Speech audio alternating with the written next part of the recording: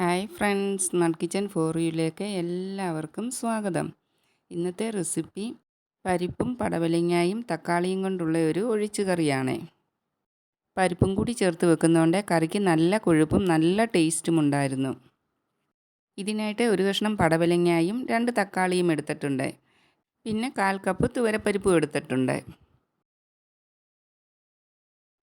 തുവരപ്പരിപ്പ് കഴുകി ഒരു പാത്രത്തിലേക്ക് ഇട്ടിട്ടുണ്ട്.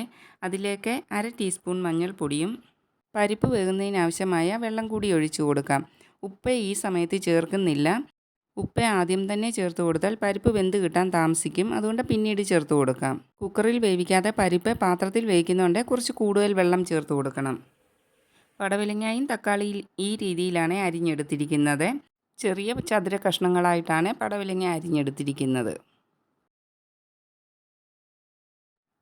പരിപ്പ് ഏകദേശം ഇപ്പോൾ വെന്ത് വന്നിട്ടുണ്ട്. നമുക്ക് അടപ്പ് തുറന്ന് നോക്കാം.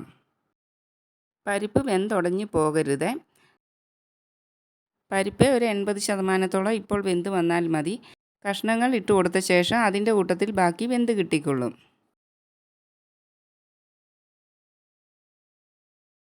ഇതിലേക്ക് ഇനി അരിഞ്ഞു വെച്ചിരിക്കുന്ന പടവലങ്ങായും തക്കാളിയും കൂടി ചേർത്ത് കൊടുക്കാം.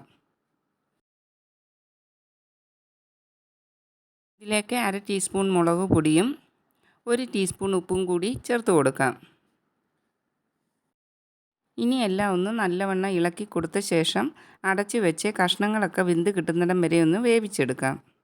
ഈ സമയം കൊണ്ട് കറിയിലേക്ക് ചേർക്കാൻ ഒരു അരപ്പ് റെഡിയാക്കാം. 1/4 കപ്പ് തേങ്ങയിലേക്ക് കുറച്ച് കാന്താരിയും 1 അല്ലി വെളുത്തുള്ളിയും 1/2 ടീസ്പൂൺ ചെറിയ ജീരകവും കൂടി ചേർത്ത് നല്ല മഷി പോലെ അരച്ചെടുത്തുകൊണ്ട് വരാം.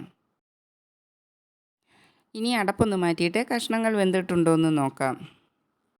കഷ്ണങ്ങളൊക്കെ വെന്ത് വന്നിട്ടുണ്ട്. ഇനി അരച്ച് വെച്ചിരിക്കുന്ന അരപ്പ് ഇതിലേക്ക് ചേർത്ത് കൊടുക്കാം.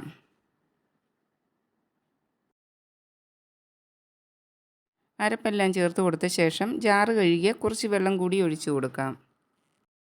എല്ലാം ഒന്ന് നല്ലവണ്ണം മിക്സാക്കി കൊടുക്കാം. തേങ്ങയുടെ പച്ച ടേസ്റ്റൊക്കെ ഒന്ന് മാറി കറി ഒന്ന് തിളച്ച് വരാൻ തുടങ്ങുന്ന സമയത്ത് സ്റ്റൗ ഓഫ് ചെയ്ത് കൊടുക്കണം. കറി കുറേ നേരം ഇട്ട് തിളപ്പിക്കേണ്ട കാര്യമില്ല. തേങ്ങ നല്ലവണ്ണം ഒന്ന് ചൂടായി തിളച്ച് വരാൻ തുടങ്ങുന്ന സമയത്ത് തന്നെ ഓഫ് ചെയ്ത് കൊടുക്കണം. ഈ സമയം കറിക്ക് ആവശ്യമായ ഉപ്പൊക്കെ ഉണ്ടോ എന്ന് നോക്കിയിട്ട് കുറവാണെങ്കിൽ ചേർത്ത് കൊടുക്കണം. ഞാനൊരു 1/4 ടീസ്പൂൺ ഉപ്പും കൂടി ചേർത്ത് കൊടുത്തിട്ടുണ്ട്.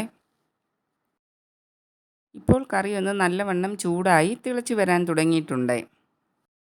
ഈ സമയം സ്റ്റൗ ഓഫ് ചെയ്ത് കൊടുക്കാം.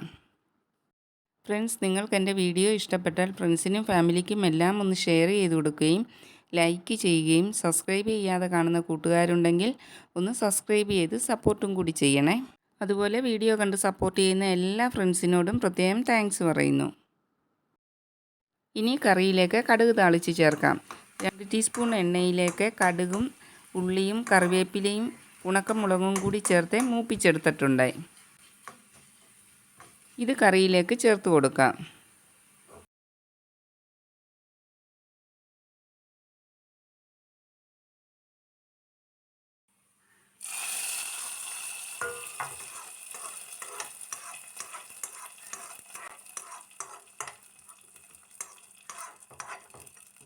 കടുക് താളിച്ച് ചേർത്ത് കൊടുത്ത ശേഷം കറിയെല്ലാം ഒന്ന് നല്ലവണ്ണം മിക്സാക്കി കൊടുക്കാം.